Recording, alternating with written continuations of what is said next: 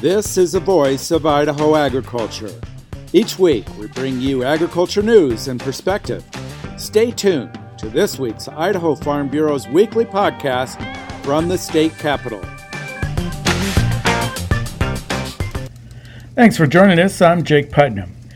U.S. Ag Secretary Sonny Perdue says the president will not accept any agreement with China that would just be an agreement in name only. Gary Crawford reports. Yes, the U.S. and China have announced Phase 1 of a trade agreement, an agreement that reportedly doubles China's purchases of U.S. agricultural products over the next couple of years. However, this agreement has not been officially signed yet, and Agriculture Secretary Sonny Perdue told reporters at the Sunbelt Ag Expo in Moultrie, Georgia. The I's and T's need to be dotted. We expect to do that by the time that the president arrives in Chile in 3 weeks and have that done. President Trump and Chinese President Xi both expected to attend the Asia-Pacific Economic Cooperation meetings in Chile the second week in November. However, Sonny Perdue said the big question is not so much will the agreement with the Chinese be signed, but rather, will they do what they committed to do? Perdue telling reporters, it can't just be an agreement in name only. It can't just be a promise unfulfilled. The president is insistent that China actually do what they say they're going to do regarding intellectual property, biosecurity, regarding biotechnical issues, and many other things, including buying the agreed-to amounts of U.S. ag products. Gary Crawford for the U.S. Department of Agriculture, Washington. Row crop producers wishing to enroll in either of the USDA's Farm Bill Safety Net programs for the next crop year can now do so at their local Farm Service Agency office. Producer enrollment is now underway for the Agricultural Risk Coverage and Price Loan Coverage Farm Bill Safety Net programs for crop year 2020. The enrollment period began and will run through June 30th for 2020 ARC PLC sign-up. Yet as USDA Farm Service Agency Administrator Richard Fordyce points out, we still have 2019 ARC PLC sign-up that is still underway, and that runs until March 15th. And the reason for the concurrent sign-up for ARC or PLC in consecutive crop years? It has to do with when the Farm Bill was signed and the ability to get ARC and PLC up and running. Once we get through this year, the sign-up periods will be more in line with historical periods. So Fordyce says for producers who have yet to make their 2019 election for other programs or enroll in either 2019 or 2020 crop year, you can do those in the same visit at your local Farm Service Agency office. You do have to be signed up for 2019 before you can sign up for 2020. I'm Rod Bain reporting for the U.S. Department of Agriculture in Washington, D.C.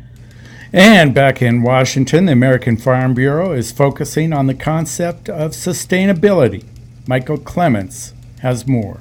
Farmers and ranchers have a good story to tell regarding sustainability and climate-friendly practices. Andrew Walmsley, American Farm Bureau Federation Congressional Relations Director, says agriculture is part of the foundation of sustainability. Sustainability is huge for farmers and ranchers.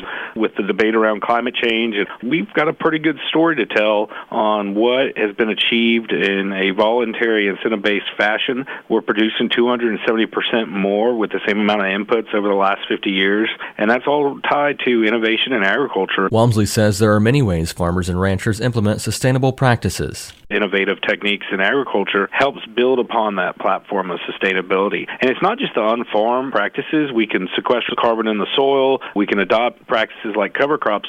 But we've also been big proponents of renewable energy, whether that's biofuels, on-farm solar and wind, digesters, those type of technologies.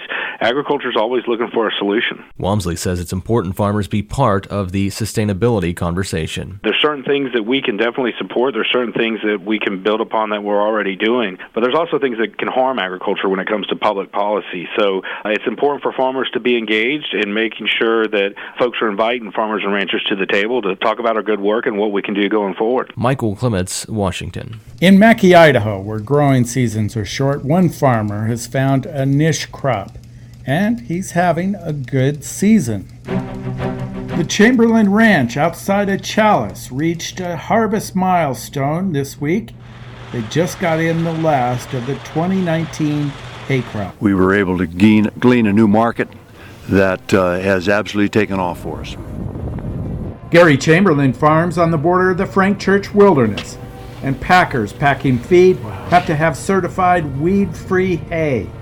Chamberlain found a lucrative niche market, cubing hay. We are actually putting our product clear into the Phoenix area, Sholo area, over to Carlson and one thing and another. And what we found from satisfied customers that have called us is they're very happy with the product because the hay they get is so stemmy that 25% or more of the hay is left in the manger. The horses won't eat it, but with the cubes, they eat all of it. So even though it's more expensive, they feel as if it's worth it. They're easier to handle. You can pretty much lift one of these up, but the 80-pounders are a little heavier. The market for specialized hay is steady and strong and will even get better this winter. Right now we're selling certified hay for about $190 a ton. With the cubes, they've got to be certified because they go all over the United States. We still have quite a market for cubes clear on through the year and on into next summer when we'll have new product. With just a little bit of moisture in them, they form a cube like this, but when the animals eat them, they don't have any problem at all chewing them up. With a short growing season in high country, finding a lucrative niche crop is paying off for Chamberlain Farms. Idaho's ranching community is mourning the loss of ranching icon Phil Soulen, who passed away last week. Steve Ritter reports. Phil Soulen, 90, of Weiser in Mackay, Idaho, passed away Wednesday, October 9th in Weiser. Soulen livestock is an icon in Idaho agriculture. It was Phil's father, Harry Soulen Sr., who started the operation. From the 30s to the 50s, he grew it to 10,000 head of sheep and 400 head of cattle, grazing 32,000 acres across 5 Idaho counties. Over Phil's lifetime, the ranch grew even bigger. More sheep and cattle and more land to graze on. Known as Soulen Livestock, the family still trails thousands of sheep 600 miles annually across Idaho rangeland. His bands run from the birds of prey near Kuna to the high mountains above Brundage Ski Resort in Mackay.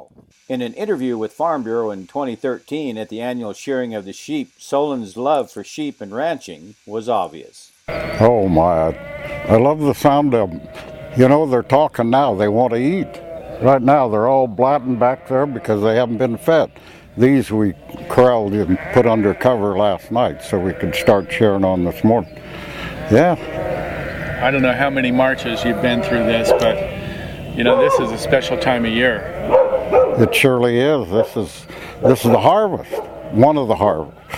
This isn't as far as the business is concerned, where the lambs bring more money than the wool does, but this very important product that we're producing. Soulen made it clear age is not slowing him down. I'm not changing just because I got older. I'm staying right with it.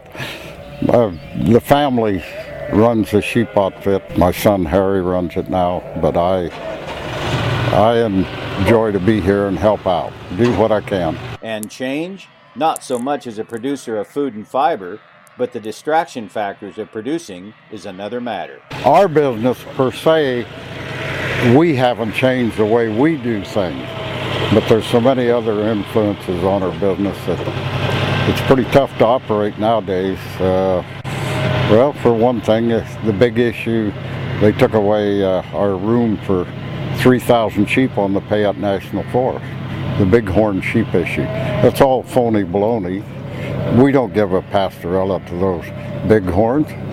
They have their own problems, but they did it. Soulen Livestock adjusted and moved on. The prices are decent today. We've got a good lamb market, and we've got the wool market is down from last year, but we can live with it the way it is. And what do you think about this comeback where people are eating healthy and they've rediscovered lamb meat all over again? Well, we got a bad name during the Second World War, you know, the veterans, the people that were in the service ate that Australian mutton, and they brought their family up not to eat it, but it's changed considerably. We've got a good market here in the United States and for our lamb, and it's a fine meat. We all know that. Just has to have the right person cook it. That's all. Again in 2018, we followed Phil and son Harry to a sheep docking in the desert of Crane Creek. His job today was the marking of lambs. So a few hundred dockings in your life. How'd this one go? Many of them. Many. How'd this one go for you? Went good, except my goddamn flat tire this morning.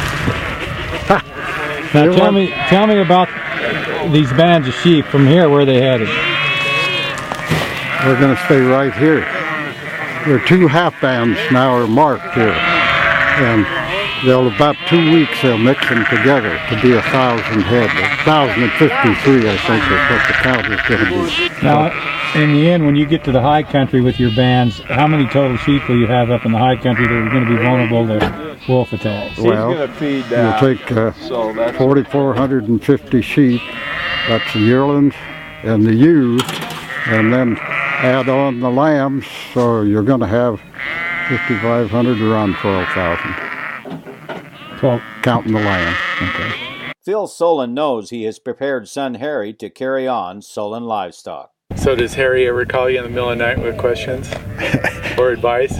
Or does he? Harry? Yeah. Oh, he and I talk things over. He tells me everything he's going to do. You bet. Certainly, that's the way it should be, I guess. Although I've given it all to them. I've just got to... Yeah, but you've been there and done all that. Been there and done it, yeah. Yeah, but young man's instincts are better than an old guy by now, you know. It's time for the next generation. Take over. A reception to honor Phil and to share time and conversation with family and friends will be held from 3 to 6 on Monday, November 4th, at the Vendome Event Center, 309 State Street, Weiser, Idaho.